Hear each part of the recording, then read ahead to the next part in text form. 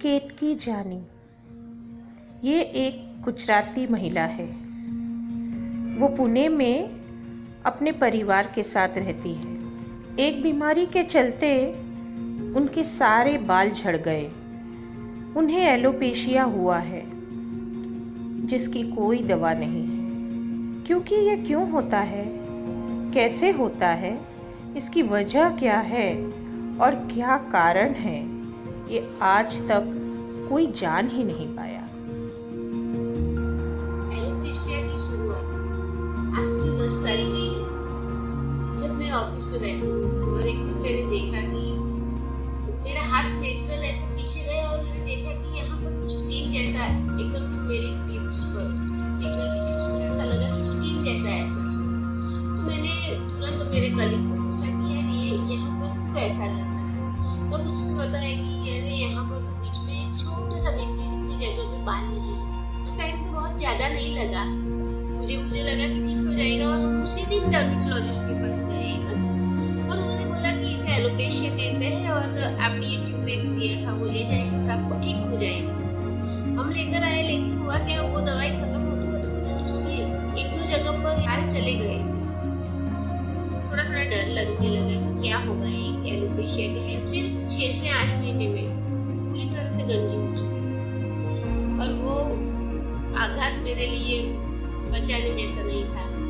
और लोग उनके परिवार को बताने लगे कि वो ज़्यादा दिन जिंदा नहीं रह पाएगी।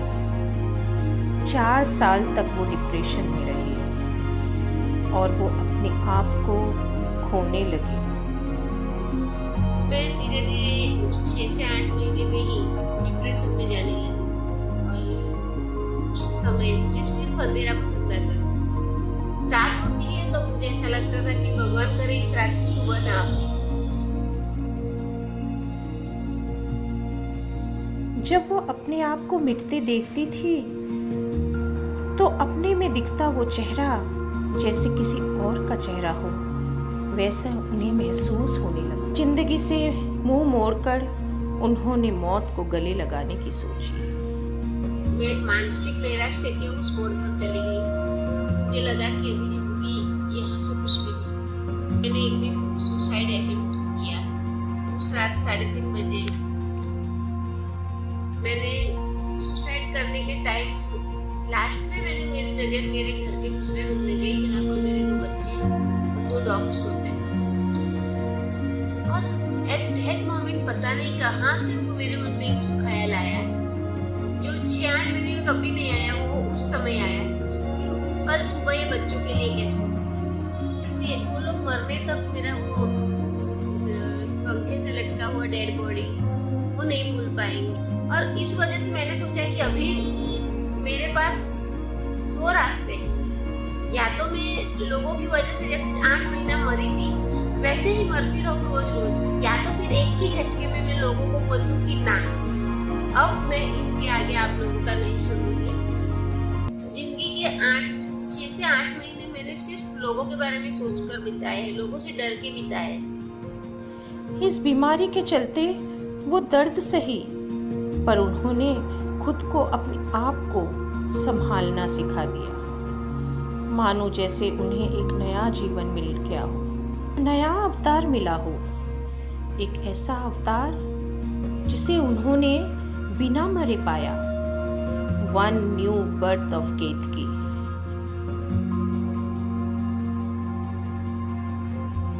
थोड़े ही महीनों में मुझे एक ये ख्याल आया मेरे माइंड में, तो let me try to uncover alopecia. और मैंने सबसे पहले ये काम करने के लिए एक ऐसा प्लेटफॉर्म ढूंढा कि जहाँ पर मैं अपने आप को रिप्रेजेंट कर पाऊँ। एक दिन ब्राउज कर रही थी नेट पर और मैंने देखा मिसेस इंडिया वर्ल्ड वाइड का एक एडवर्टाइज था और उसमें उन्होंने फॉर्म भी ऑनलाइन रखा था। मैंने फॉर्म डाउनलोड किया और मैं फॉर्म भर रही थी। मैंने देखा उसमें कि हेयर का एक कॉलम रहता है, कितने लंबे हैं, कर्ली बाल है, कौन सा कलर है। मैंने हेयर के सामने नो हेयर लिखा और बाकी सभी डिटेल्स मेरे अपने उसमें।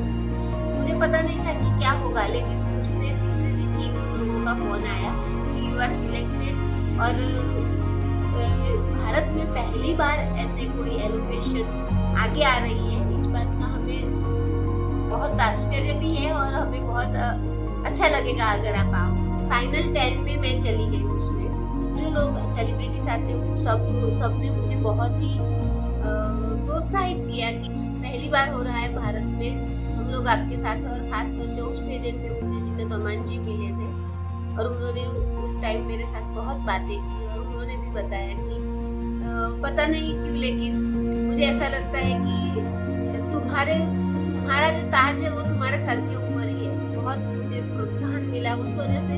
तो फिर आगे जैसे कि परंपरा बनता गया, एक के बाद एक बहुत सारी पेजेंट में Mrs Pune international, Mrs India, seize India, वो ऐसा प्लेटफॉर्म था कि उस प्लेटफॉर्म से मुझे आगे जाकर उनकी डायरेक्टर मिसिस नित्या सिंह ने जो चांस दिया, उस वजह से मुझे मिसिस यूनिवर्स में 2018 में मैंने भारत का प्रतिनिधित्व किया और वहाँ पर मुझे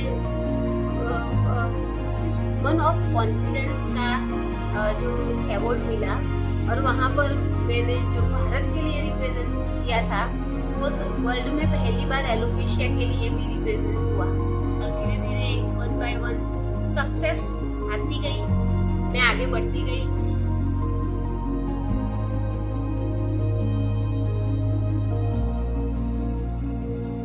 साल पुराना मुंबई समाचार, उसमें मैंने उलझनी आर पार करके एक कॉलम लिखना शुरू किया।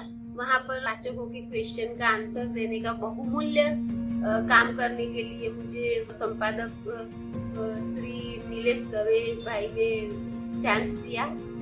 गुजराती के साहित्य अकादमी अवार्ड विनर श्री प्रफुल्ल शाह जो बहुत सारी बेस्ट सेलर बुक्स लिख चुके हैं, उन्होंने मुझे एक दिन कांटेक्ट किया और बोला कि मैं आपके बारे में कुछ लिखना चाहता हूँ। मुझे लगा था कि वो शायद कुछ एलोपेशिया के बारे में लिखेंगे या मेरा एक आध आर्टिकल लिखेंगे, क्योंकि बहुत सारे आर्टिकल मेरे बहुत सारी जगह में पब्लिश होना शुरू हो चुके थे तब। फिर बाद में मुझे पता चला कि वो मेरे बारे में बुक लिखना चाहते हैं। जो भी लिखा, जो भी आगे आया वो ये था कि मेरे जीवन के बारे में बुक थी अग्निजा, और वो भी एक नहीं 2 पार्ट में थी।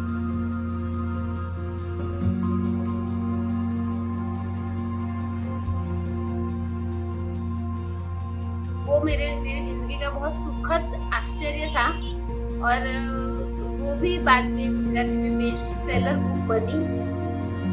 बाद में मैंने एलोपेशिया अवेयरनेस के लिए फेसबुक पे ही पेज रखा है, support and accept alopecia with Kirti Jani. सिर्फ बाल नहीं होने से जीना खत्म नहीं होता है, तो मैं लोगों को ये कहना चाहूंगी कि सिर्फ बाल नहीं, आप में कुछ भी कमी है तो भी आप उसको ओवरकम कर जाइए, क्योंकि जिंदगी से बढ़कर कुछ भी नहीं है। क्योंकि मौत के बाद क्या होने वाला है किसी ने नहीं देखा है, हम सिर्फ बातें सुनते हैं, लेकिन जिंदगी बहुत ही इम्पोर्टेंट है। उसे एक्सेप्ट कीजिए, जिंदगी को बहुत प्यार कीजिए। ज्यादातर लोग अपनी बीमारी से मर जाते हैं। इन्होंने अपनी बीमारी में जीना सीखा और एक के बाद एक उन्हें अपने इस जीवन में सफलता प्राप्त होने लगी।